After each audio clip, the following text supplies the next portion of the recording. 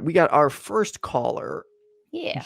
Jesse, you are on with Ethan and Jenna. How are you? Hi, Jesse.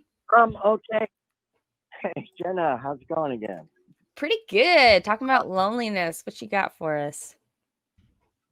Well,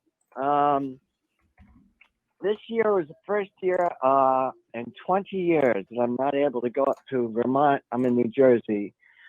To see my father. Oh. And the 20 years before that was the first time in, let me see. All right, let's just cut it short. I've been going to see him every year since 1979. One time in 2000, I didn't go to see him, but that's because he had a once-in-a-lifetime chance to go to the Dominican Republic. But this year, obviously, I didn't go. So I kind of had to, obviously, stay home. And the way I dealt with it was, and I didn't really even consciously think of this. But I mean, it kind of sucked, but I didn't really concentrate on that. I kind of focused more on just, watching Christmas specials. And I spoke with my father on the phone a couple of times for an hour or so. And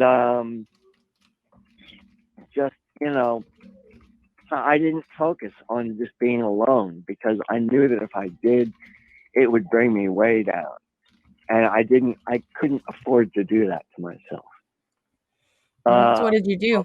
I just, it's a survival tactic, really, more than anything else, which is kind of the way that it was. I was in, as you probably know, in a very serious car accident in 1984, where I was in a coma for 3 months, hospitals 8 months, and intense therapy for a year after that.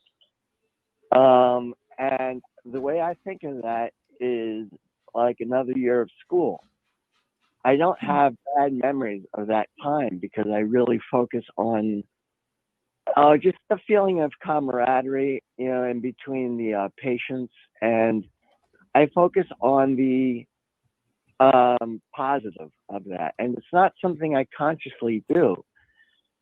But if I start really thinking about what it was like back then, I mean, really digging into the details of the whole thing, it really, really bothers me. So I just kind of don't do that. I just look at the positive of it. And that's kind of what I did this time. Yeah. I didn't dwell on how it was that I wasn't up there visiting him. I just kind of looked at, I'm just going to stick, I'm going to stay here. I'm going to make the best of it. And, I just watch the Christmas shows on TV, listen to the music, and be here, like you were saying, with my cat Jade, who's now on my lap. So, I just sort of make the best of it, but whatever. Well, that's good. Yeah. And anyway, I'm being alone.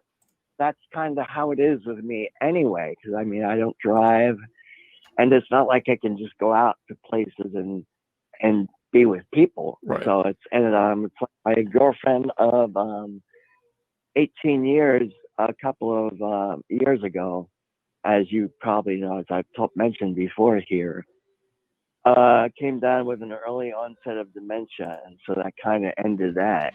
Mm-hmm. But as far as going through the whole lonely thing, it's just been real difficult. But like you were saying, Jenna, about just growing up and just being on your own, that's kind of how I've been my whole life. So it's not really, it's not foreign territory to me. I'm kind of used to it, but still, it does get to me. How do you, what are your coping mechanisms? Music, creativity. I'm a very creative person. and that's kind of what I deal with. So you kind of fill your time. Yeah. Yep. Like I'll go on the computer and, as you know, Jenna, I make memes, which are not, it's kind of like not memes. It's kind of like Meme Plus, doing the computer graphics with them, and they take a lot of time. It'll take me up to between an hour and 2 just to do one of those.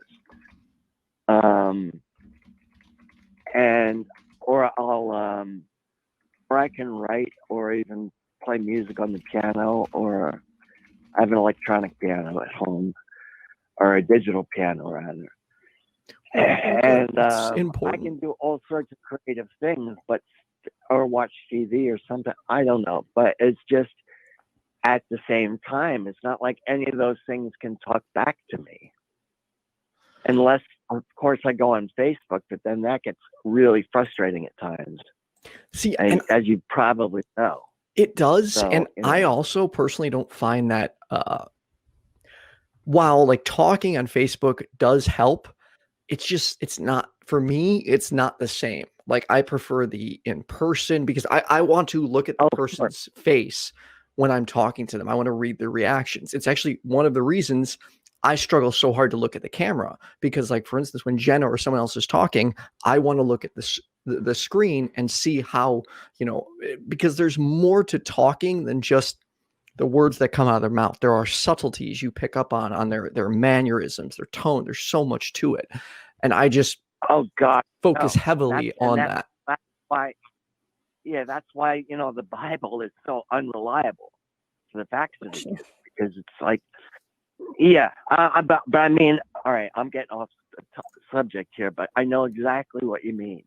It's very, very difficult to get your entire message across in just text, because there are so many things that you can't get through just writing. I mean, it's like I've done IMs, or instant messages with, friends, and I've lost a couple of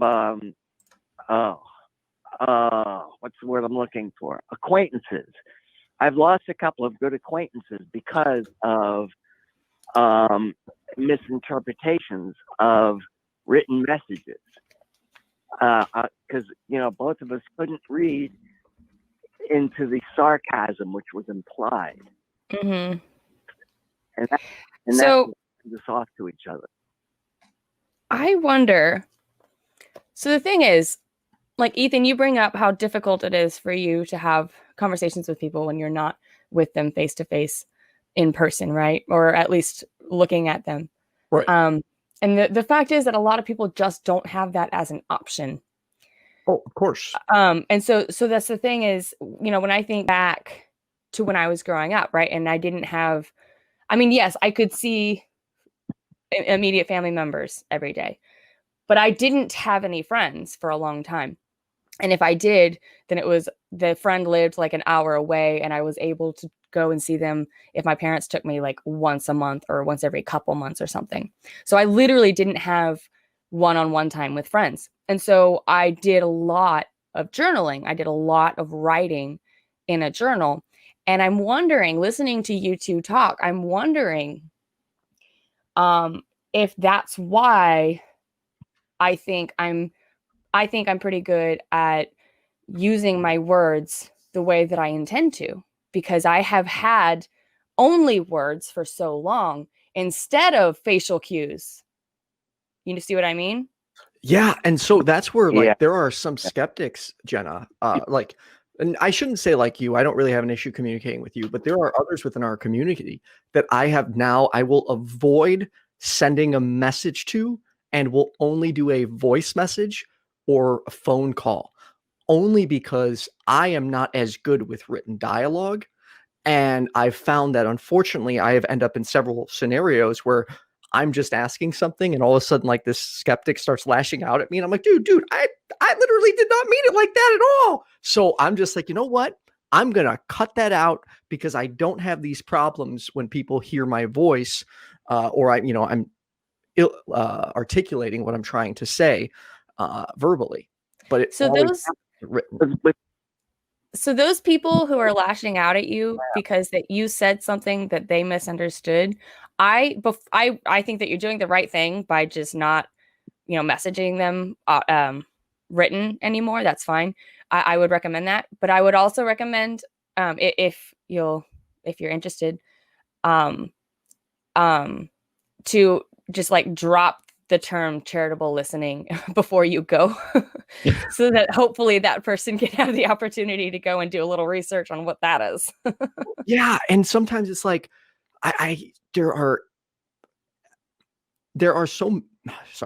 is a small chunk within our community that there are some of the greatest skeptical minds I know, but then they make this gigantic failure of skepticism by assuming one's intent just because of a miscommunication. Mm-hmm. And I can't tell you how many times I've said something, someone's like, oh, so you mean this, and because you said this, therefore you mean it like this. I'm like, what are you doing right now? Yeah. No, you don't get to do that. That's not at all what I meant. And when you're offended by somebody or you're confused by somebody, the first thing out of your mouth should be, do you mean blank? Right. Ask them to explain. Don't ever assume someone's intent. Assuming intent is, in my opinion, by definition, failing as a skeptic. I agree. Ethan, that's why I'm better with words, because of my injury, I cannot think. I'm unable to think spontaneously, and I'm very good with writing, and I can get my thoughts out better when I have the chance to really think about it and write it down on paper or whatever. Write it down as opposed to thinking spontaneously. I remember one time when I called Truth Wanted, and Matt Dillahunty was on. Now, I absolutely love him. I've wanted to talk to him for so long, but I didn't know that he was on until minutes before the show. Now, I called in and I talked to him, and he didn't, yell at me or hang up or anything like that. But what I said was so jumbled that it came out all wrong. And he just responded to something that I did not mean to say at all. And it went terribly. And it was just like I was embarrassed at it because he just responded to something I didn't mean to say because I didn't have my A game going when I spoke to him. And that's kind of what I needed to have going. And, I'm sorry that happened. Real quick, Jesse, but the only thing is Matt's not really here. So I don't feel comfortable going into this only because I'm not familiar with the situation and he's not here to defend himself. That's okay. I'm not even going about Matt himself. I'm just going about the situation. That's all. Just the situation is I didn't have my thoughts together. That's it. That's all I'm saying. I just did not have my thoughts together to bring out what I wanted to say. I'm just addressing your comment on about that you can't you're better at speaking than you are at writing, and I'm just saying that I'm different than that, and that it's easier for me to write things out, but that's just the difference in us. I mean, the problem with me is my car accident left me that way. The way that my brain is now, it's not able to function spontaneously. I mean, with certain things that I'm really into, I guess it is better at it. I don't know. It's confusing. I mean, we the important takeaway is we all have different ways to communicate, and the best way is to strengths, weaknesses. Yeah, find a way to build a bridge. But Jesse, I want to thank you so much for calling in. We do have a couple other callers we have to get to, and hopefully we'll get right back on topic. I have this bad habit of letting things go off the topic of the show. So Jesse, thank you so much for calling in. Thanks, Jesse. Good to talk to you again. You got it, Jesse.